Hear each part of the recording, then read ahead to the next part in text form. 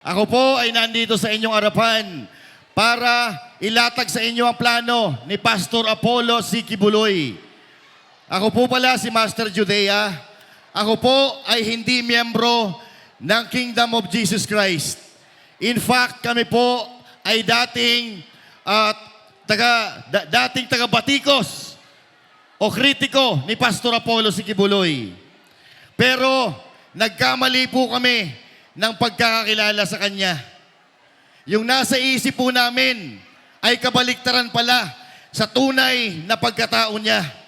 Imbis na kami ay kagalitan ni Pastor, kami ay Kanyang inimbitahan doon sa Kingdom of Jesus Christ para mag-obserba. Pero napatunayan namin na si Pastor Apollo C. Quiboloy ay isang hero pala. Bakit hero? Si Pastor Apollo C. Quiboloy ay nagligtas ng napakaraming buhay. Dating mga adik, dating mga rebelde, dating mga lulong sa droga. Binago ni Pastor Apollo C. Quiboloy ang kanilang buhay. Ngayon mga kababayan, gusto kong ipresenta sa inyo si Pastor Apollo C. Quiboloy para dalhin natin sa pedestal na dapat siya ay naroroon, kundi kung nasaan ang Senado. Ngayon po, mga kapatid, kami po ay nananawagan sa inyo. Sama-sama po nating ayusin ang Pilipinas sa pamamagitan ng pagboto ng mga tamang kandidato. May tanong po ako sa inyo. Ano po ang numero unong problema ng Pilipinas kaya hindi po tayo umuunlad? Ayun, korupsyon, droga, kawalan ng trabaho, kagutuman. Yan po ang mga nangingibabaw na problema sa ating bansa kaya hindi umuunlad ang Pilipinas.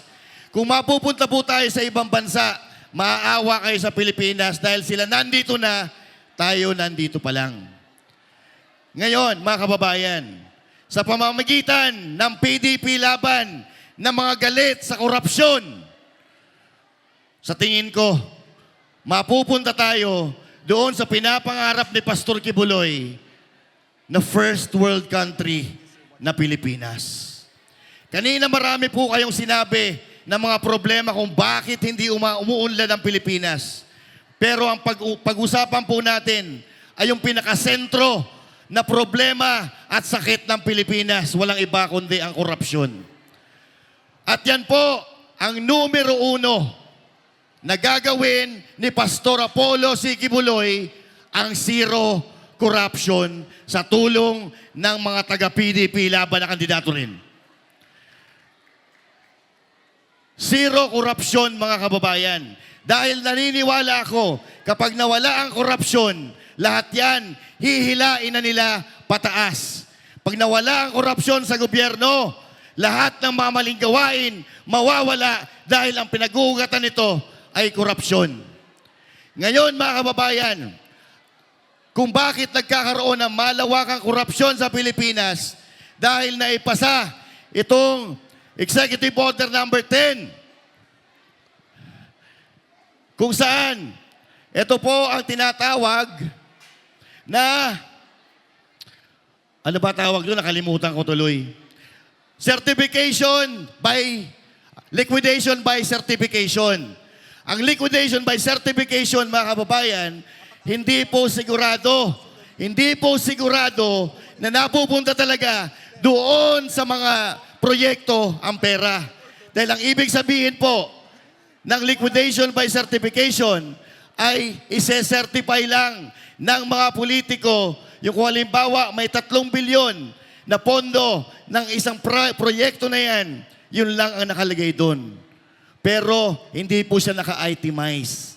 So ngayon, mga kababayan, ang gagawin ni Pastor Apollo C. Quiboloy, tatanggalin po yan.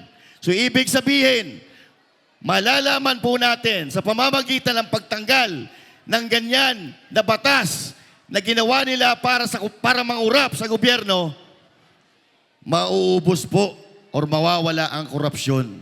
Dahil ang gagawin ni Pastor Apollo C. Quiboloy, lahat ng resibo hanggang sa kahuli-hulihang sentimo ay dapat may resibo. Yun po ang gagawin ni Pastor Apollo C. Kibuloy. Pero ang tanong, posible ho ba na mawala ang korupsyon?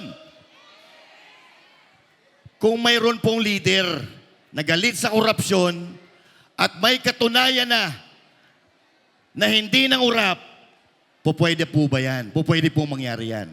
Naniniwala po ba kayo? Naniniwala po ba kayo na may nagawa si Pangulong Duterte sa Pilipinas?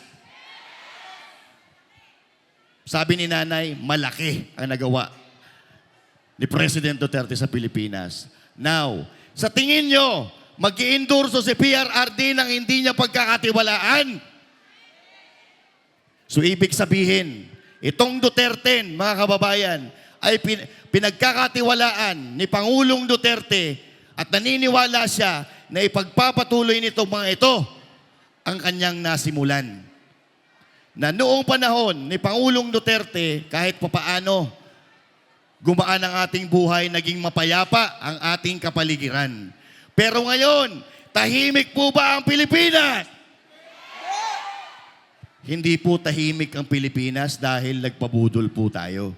Nagpabudol po kayo. So ngayon, magpapabudol pa ho ba kayo?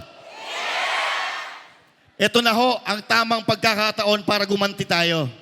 Niloko nila tayo, ngayon, Mayo 12, ngayon tayo gumanti. Katulad ni Pangulong Duterte, ayaw niya na may nasasaktan physically, ayaw niya na may dumadanak na dugo. Gaganti tayo sa mapayapang pamamaraan. Ano yun? Yung iboto natin, ang PDP laban candidate, straight.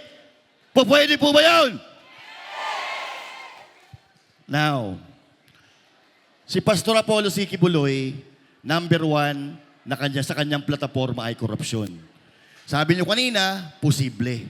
Posible po, mga kababayan. Dahil si Pastor Apollo Kibuloy, kasama ng kanyang Kingdom of Jesus Christ, nakagawa ng isang kaharian, ng isang kingdom na kung saan yan ang pinakamalaking kingdom, indoor kingdom sa Pilipinas.